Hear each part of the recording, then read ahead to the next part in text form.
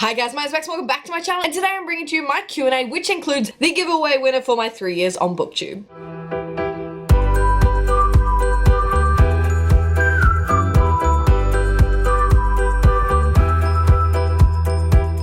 A month has passed since I announced my giveaway, and it is time to go through my Q&A and announce the winner of the giveaway that I posted last month. Now, I am so excited. I got so many questions, and there's so many people entered into my giveaway, and I cannot wait to announce who will be winning, but that will be later on after the Q&A, so stay tuned to see if you are the winner of my giveaway. I wanted to start out this video by saying thank you to all of you who support my channel. I have had an absolute ball getting content out for you guys. It has been 3 years next month, and I cannot believe how quickly that 3 years went, and I'm glad that some of you have been with me from the beginning, but if you're finding me right now, hello, welcome. I'm so glad you've joined my little family here. Some people's journeys on BookTube are a lot different to everyone's. I think I've had a very unique journey, so thank you very much if you comment, if you like, if you just watch in the background lurking, which is fine, like I used to do that as well. So hello to all of you, and let's just get into the Q&A so I can answer the questions you asked. I've got my laptop here in front of me, and I'm just going in the order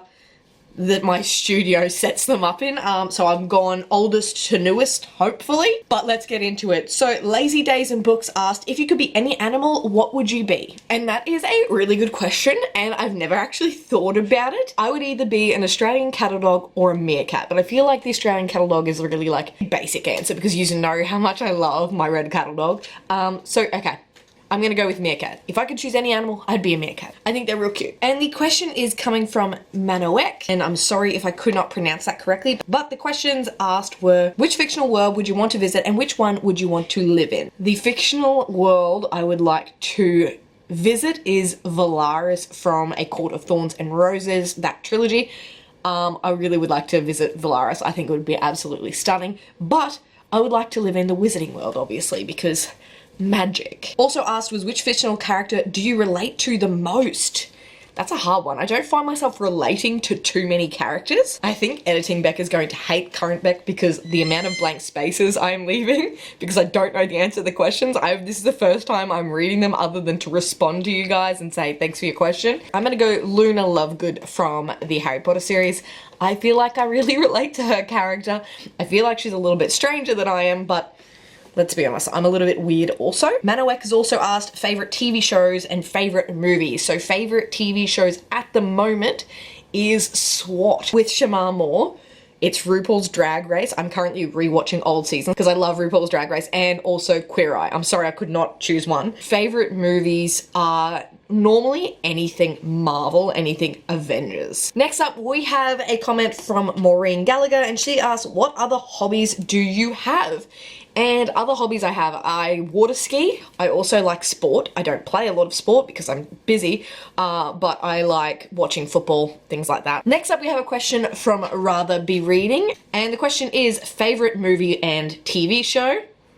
Gotcha, already answered that one. If you could indulge in one cheat food for the rest of your life, what would it be?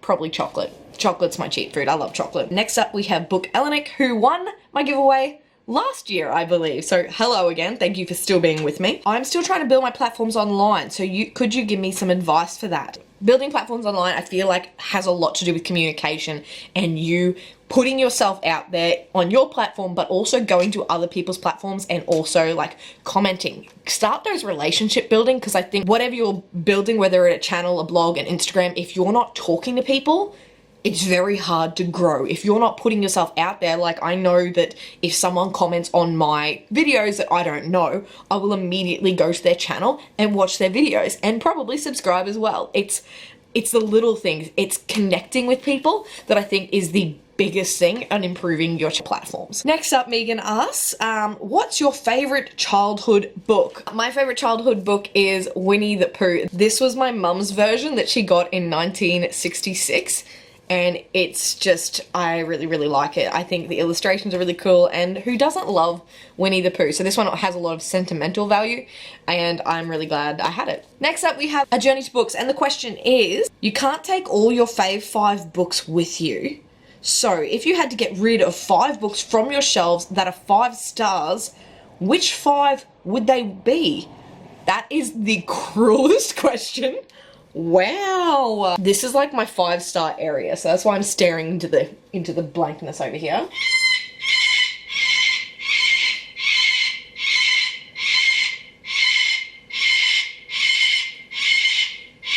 Okay, I have got this one. So the 5 books I would like to get rid of are the books in the Mortal Instruments series. I gave them 5 when I originally read them, but now I'm kind of like, I'm kind of over the Mortal Instruments. And I'm not over Cassandra Clare, I'm just over the Mortal Instruments, because I know that her new series are supposed to be a lot better. When I read these, they were really good, but now they're not. And there are 6 of those books, so, that was probably a really cheat way to get past that question, but anyway. Next up, Journey Through the Chapters asks, can you recommend a book for your favourite genres? So my favourite genres are sci-fi and fantasy. For fantasy, I recommend The Name of the Wind by Patrick Rothfuss. This is one that a lot of people haven't read, and it's one that I only read this year.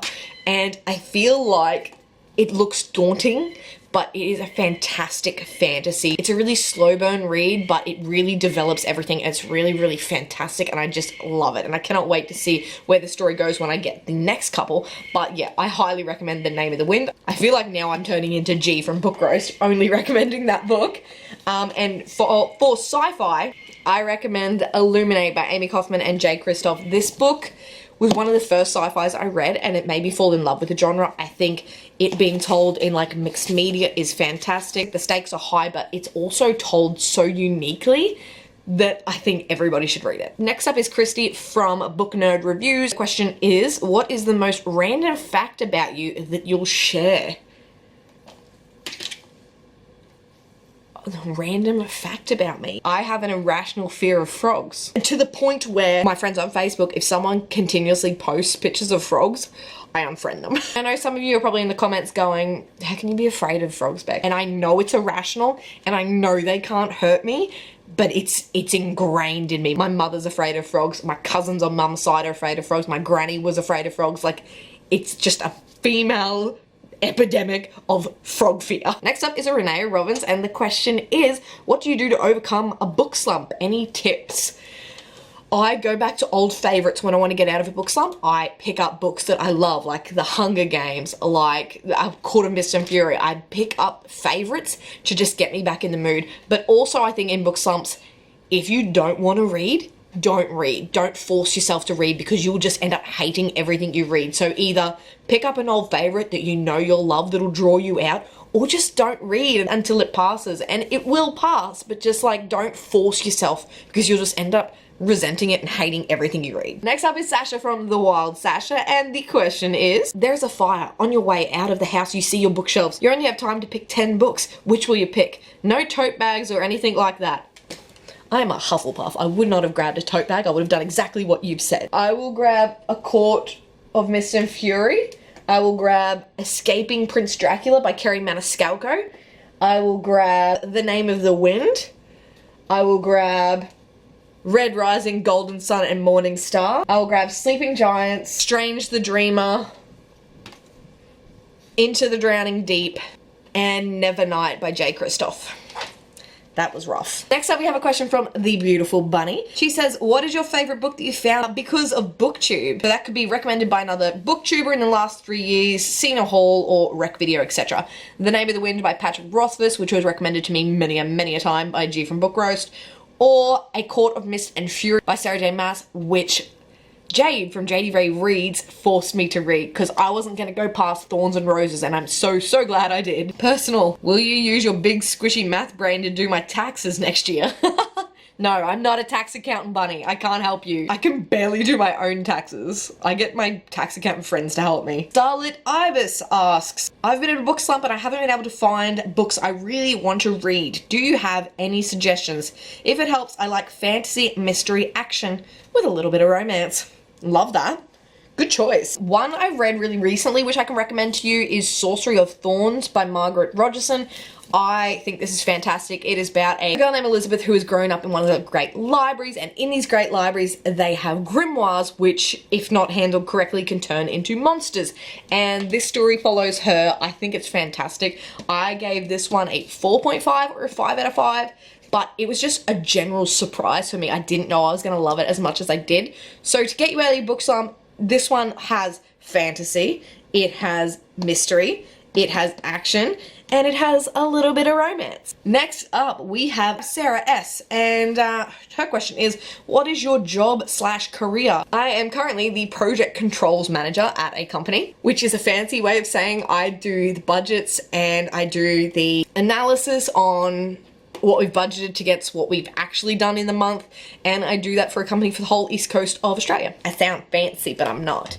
And it's, what sort of music are you into? I will listen to any sort of music. I am not picky. I like all music. I can appreciate a lot of music. The only thing I really don't listen to is metal. Next up we have Brittany Jones, and Brittany asks, what got you into reading? Have you always been a lifelong reader, or did something or someone spark that love for you? I have not been a lifelong reader. The series that got me into reading was The Hunger Games by Suzanne Collins. I went and saw the first Hunger Games movie and I loved it. And I'm one of those people that once I've seen the movie, I kind of have to read the book because I want to know what's coming. So from there, I read the Hunger Games book straight after I watched the movie, and then I read the second and the third. And then I guess from there I had a little bit of a break. And the one thing that got me back into reading was actually BookTube. I found Christine and I found Jessie the Reader and I found the BookTube community, and it kind of sparked my love for reading again. It reinvigorated a love that was already there, but I just never really got time to read, especially because I was doing uni. So I finished uni 2 years ago, and that's when I started really picking up the amount of books I was reading and the pace I was reading. And it was kind of a creative outlet because my job is not very creative. It's very numbers based and formula based. I just wanted something to give me a little break and something to get me a little bit of creativity because I didn't have it. So yeah, that's kind of what happened. Next up we have With Cinnamon Please, and the question is, if you could travel with 3 characters, who would you choose and where would you go? I would travel with Nikolai from the Grishaverse. I would travel with Cassian from A Court of Mist and Fury by Sarah J. Maas, and Finnick from The Hunger Games. I feel like I only chose guys. I feel like if you know my humor, you'd know that those are the people. I like funny people around me. Next up, we have a question from Bebe. I'm sorry, I don't know how to pronounce that. The question is, if you could make your own Marvel graphic novel series, what would you like to see?